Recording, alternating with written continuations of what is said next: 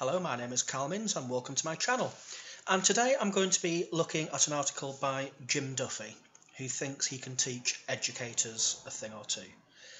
First of all, I'm a teacher, Jim. I've never called myself an educator because I'm not American. But that's a little pet hate. So, Jim has a problem. Jim's problem is he wants more entrepreneurs in Scotland who will start and grow new businesses. A very laudable aim and something I would support Mr. Duffy over. But of course, the way to do this is to pack the school curriculum a bit more, and teachers should be teaching entrepreneurship. Okay, what do we stop teaching to teach that instead, Mr. Duffy? Because a pet hate of mine is everyone wants to front load their little pet problem into education for teachers to teach without taking anything out, and eventually there is only so many hours in the week. But that's not my big problem. My big problem is Jim's attitude to teachers, and it starts by him reciting the typical stereotype of a teacher, which he shows here. The typical life of a teacher: leave school with decent qualifications, go to university, train to be a teacher, go back to school. Now, that stereotype may have been true at one time, but it certainly isn't now. On my PGCE course a few years back, I would say no more than 4 or 5% of my maths cohort were fresh out of university. All of us had, well, not all obviously, but the vast majority of us had different careers and professions in industry, in the public sector, in politics. Some had travelled, some were planners. Some ran small businesses as entrepreneurs. So I think the stereotype has been declining and changing for a while as the government has made a push to get people into teaching in later life. So we're already seeing Mr. Duffy's knowledge of the education system reflected in a bygone age. But that the by, Jim Duffy has a plan to equip teachers with the entrepreneurial zeal, and his plan is to have them attend his one-day programme, which he offered to a local authority and was offered to 500 teachers in the area, no doubt at a substantial fee for Mr. Duffy to give the course. And he's a bit miffed. He's a bit miffed because out of those 500 teachers, only 20 people turned up on a Saturday to hear his pearls of wisdom. Now, he has a number of ideas why this is. His first is that some did not see the value or the need for it. Well, if that's the case, that's not a problem with teachers. That's a problem with Jim Duffy. If he couldn't market his exciting and dynamic course to equip teachers with attitudinal change, then that's his problem for not selling his course properly. Teachers have competing demands on their time, even at weekends. Why would I give up a Saturday? You sell it to me. That would be my attitude when I saw this. So that's the first problem. He says that some would not attend because, well, unless they got paid or day in lieu. I just find that hard to believe, and I'd love to see his sources on that. But his big takeaway from this, is that teachers have no real motivation to want to go the extra mile. Right. Now, to be fair, he qualifies this with teacher complaining about curriculum changes in a piece where he wants to change the curriculum to have teachers teach entrepreneurship, but let's leave that to irony aside. He thinks teachers don't go the extra mile, and that is a load of nonsense.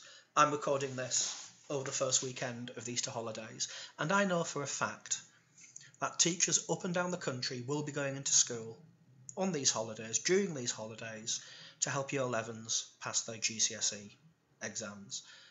I know for a fact that teachers will stay after school running revision clubs for GCSE pupils. I know for a fact that teachers run extracurricular activities before school, during school at breaks and lunch times, and after school. Whether that be sport, whether that debating societies, photography, mini science clubs, whatever.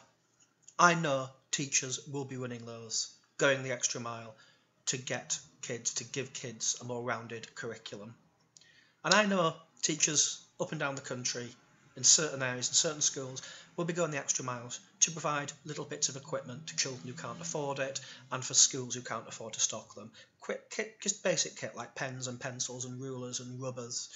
Because some schools aren't funded to do that, and some children's parents can't afford kit. Teachers will be going the extra mile to make sure those kids can at least attend school with the basic equipment.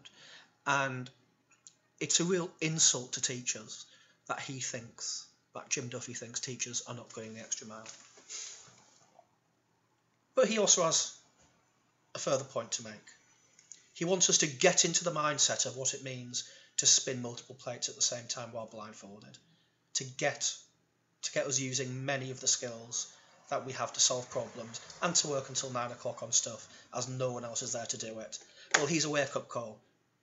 If I don't do my planning at home or after school, there's no one else there to do it. If I don't do my marking, there's no one else there to do it. If I don't do my paperwork and red tape, there's no one there to do it.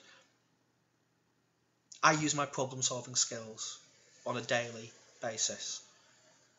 Classes aren't homogenised. I will have to plan and problem-solve how to deliver and teach a course to a mixed ability class, some with special educational needs, to make sure each one of those children gets the education they deserve. And I will be spinning multiple plates on a daily basis, both in the classroom and outside the classroom, to just make my job bearable, to make my job work, and to make sure that the kids get the best education. And it's this final paragraph, the paragraph where he thinks teachers don't spin multiple plates, don't use problem-solving skills, don't work late, coupled with the comment that we don't work the extra mile, that shows Jim Duffy does not have a single clue what he's talking about and has no idea about modern teaching. So I'd give a challenge to Mr. Duffy or anyone else reading this, listening to this YouTube video, that if you think he's right, try it. If you think teachers have an easy life, turning up at 9 AM and going home at 3 PM, try it. There's nothing stopping you. And I would suggest to Jim Duffy, as a journalist, spend some real quality time in a school, not just popping in and out. You shadow a department for a couple of weeks, 2, 3, 4 weeks. You will see how hard teachers work before school, during school, after school. You will see how teachers go the extra mile to make sure their kids, their classes, can get the education they deserve, and the school is the best it can be. That's my challenge to Jim Duffy. Finally, I don't want to come across as a whinging teacher, because I do know they're out there. I love teaching. It's a great profession, and yes, there are some great perks to the teaching job. But I'm not going to sit around, I'm not going to stand aside and watch people denigrate hard-working teachers up and down the country for a few column inches. Anyway, that's my thoughts. I hope you enjoyed this video. If you liked what you heard, thumbs up, subscribe to the video. I'd also like to hear your views. Am I being too harsh on Jim Duffy?